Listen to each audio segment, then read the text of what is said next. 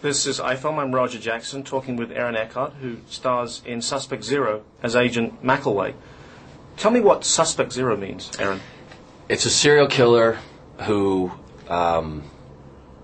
traverses the country killing randomly, without a trace, no telltale signs, wants no notoriety for his killing. So therefore, he seems to be the perfect killer. He's not asking for law enforcement to track him down. He's not challenging law enforcement.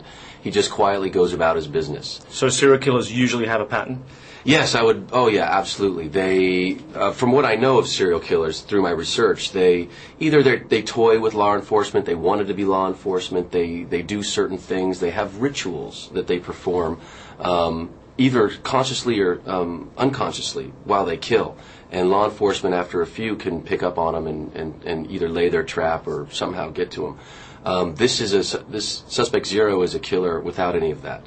And it takes extraordinary means in order to catch him. Conventional law enforcement hasn't been able to do it. Right. Your character is a maverick in many ways, and he's kind of been drummed out of the higher echelons of the FBI and exiled almost to Albuquerque. Yes. He goes over the border and kidnaps somebody from Mexico, and that's not very PC in FBI terms. Right. So there's a cloud over his career. And meanwhile, you're getting some kind of weird intellectual flashes that are the beginnings of remote viewing. Yes. But you don't really know what's going on. No, I think that I've been singled out by Sir Ben Kingsley's character to, I mean, in his opinion, could be carry the mantle to... He has seen a prodigy in me. He is an ex-FBI agent who has taken the law into his own hands and sees a like-minded person in me. So therefore, I think his energy is starting to transfer over to me. Now, reluctantly, I will say. So I'm trying to fight this nightmare. I'm trying to solve crime and get myself out of this web at the same time, and it sort of drives me crazy. And the great thing about the film is that you don't know who the antagonist is and the protagonist is, and so you're always guessing.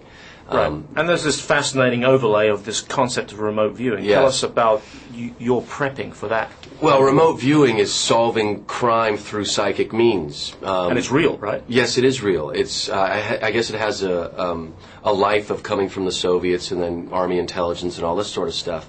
And basically, the expert in remote viewer showed me how he did it. He was working on a case where a girl had just gotten abducted, and law enforcement was out there canvassing the streets, and he asked the question, "Is she alive?"